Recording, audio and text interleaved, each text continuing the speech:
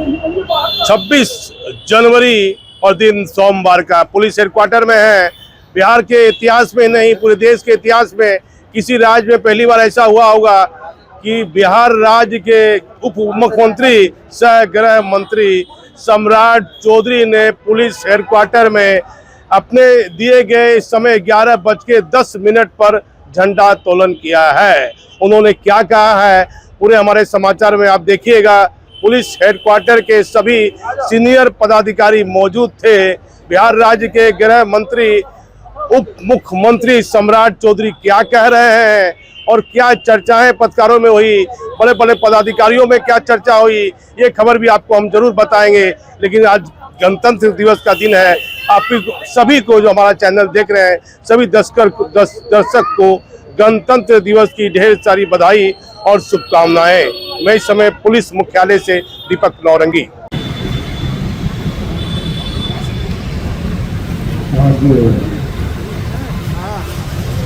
गणतंत्र दिवस के 75वें गणतंत्र दिवस के अवसर पर मैं सभी को शुभकामना देता हूँ। पूरे स्वतंत्रता सेनानियों की कृपा से भारत को आज़ादी मिली और आज़ादी के बाद आज 77वें गणतंत्र दिवस को हम मना रहे हैं।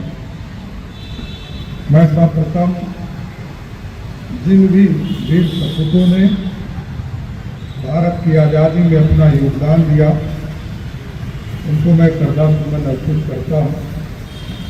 और आज भारत बढ़ रहा है, बिहार बढ़ रहा है, भारत के निर्माण में लोग लगे हैं। हमारे पुलिस सेवा के लोग की भी एक अहम भूमिका है। और भारत में भी जिस तरह भारत की सेना लगातार भारत को एक तरह से पूरी दुनिया में ताकतवर देश की श्रेणी में लाने का काम कर रहा है, मैं सेना को भी और बिहार के पुलिस की पूरी टीम को भी बधाई देता हूँ कि लगातार बिहार के अंदर चाहे वो अपराध हो, नक्सल हो, सभी चीज़ों पर लगातार आपको धीरे धीरे नियंत्रण करने का काम कर रहे हैं। 14 करोड़ बिहार के लोगों को सुशासन, न्याय के साथ सुशासन, न्याय के साथ विकास, जनता को आत्मनिर्भर बनाने की पूरी योजना आदरणीय मुख्यमंत्री नीतीश कुमार जी के नेतृत्व में चल रहा है। इसलिए मैं विशेष तौर पर यही कहूँगा कि आज जिस तरह 2005 से लेकर 2025 तक जो न्याय के साथ विकास की कल्पना को जमीन पर लाने का काम सरकार ने किया, हम इसको और आगे बढ़ाने की जरूरत है। क्योंकि हमारे जो स्वतंत्रता सेनानियाँ थे, उन्होंने जो भारत के स्वर्णिम काल का सपना देखा, उसमें हमारा एक बड़ा रोल है। और आगे आने वाली पीढ़ियों को एक नया भारत मिल सके, नया बिहार मिल सके, इसकी भी कल्पना करनी है।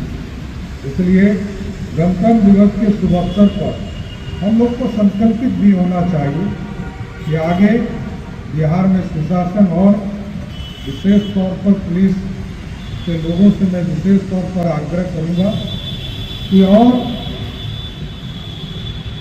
सख्ती के साथ हम कार्रवाई करें, सुशासन स्थापित करें, न्याय दिलाने में त्वरित गति से आगे बढ़ने का काम करें और जो विकास के कार्य हैं उसमें हम सहभागी बन सकते हैं। क्योंकि कई चीज़ें अभी लगातार सरकार कर रही है। उद्योग के क्षेत्र में हमें बढ़ना, अभी तक बिजली हम लोगों ने गांव-गांव पहुंचाने का काम किया, सड़क गांव-गांव पहुंचाने का काम किया, पानी पहुंचाने का काम किया। अब बिजली और सड़क की व्यवस्था लगभग अच्छी हो रही है। अब उद्योग के जाल को बिछाने में हमारी पुलिस की अहम भूमिका है। इसमें जरूर हम तमाम जो पुलिस पदाधिकारी पूरे प्रदेश में उस पर विशेष अभियान चलाकर जो हमारे यहाँ उद्योग लगाने वाले क्योंकि ये बिहार जहाँ रेवेन्यू नहीं था, अब रेवेन्यू जनरेट भी करना पड़ेगा। क्योंकि ये हम लोगों ने वो बिहार भी देखा है जहाँ मात्र 6,000 करोड़ का बिहार का बजट होता था और उसमें से लगभग 87% जो रेवेन्यू आता था वो झारखंड प्रदेश से आता था, और वो भी रॉयल्टी के तौर पर, वो भी उस इलाके में रॉयल्टी के तौर पर हमको टाटा से, बोकारो से या माइन से आता था। और इसके बाद आज बिहार बदला है। आज बिहार की अर्थव्यवस्था में लगभग 40,000 करोड़ रुपया जीएसटी के माध्यम से हमें प्राप्त होते हैं, और लगभग 3,17,000 करोड़ का पिछले साल का बजट था, और इस बार भी जो बजट आएगा उससे बढ़कर ही आगे बढ़ेगा। इसलिए हमारे समृद्धि में और लगातार पुलिस सेवा में भर्तियां भी हो रही है। आज लगभग 1,31,000 पुलिसकर्मी बिहार में हैं, और अगले 6 महीने में ये बढ़कर भी 1.5 लाख से ऊपर हो जाएगा। तो ऐसी पूरी संरचना बिहार की सरकार लगातार करेगी, लेकिन आर्थिक रूप से समृद्ध बनाने में पुलिस की अहम भूमिका है। मैं तमाम पुलिस पदाधिकारी और हमारे जो पुलिस के जवान हैं उनसे विशेष तौर पर फिर से आग्रह करूंगा कि बापू ने जिस भारत की कल्पना की थी और जो स्वर्णिम काल देने वाला बिहार है, इसको फिर से सोने की चिड़िया बनाना है, इसमें अपना योगदान देना है। तमाम साथियों को फिर से गणतंत्र दिवस की शुभकामना देते हुए अपनी बातों को विराम देता हूँ। जय हिंद।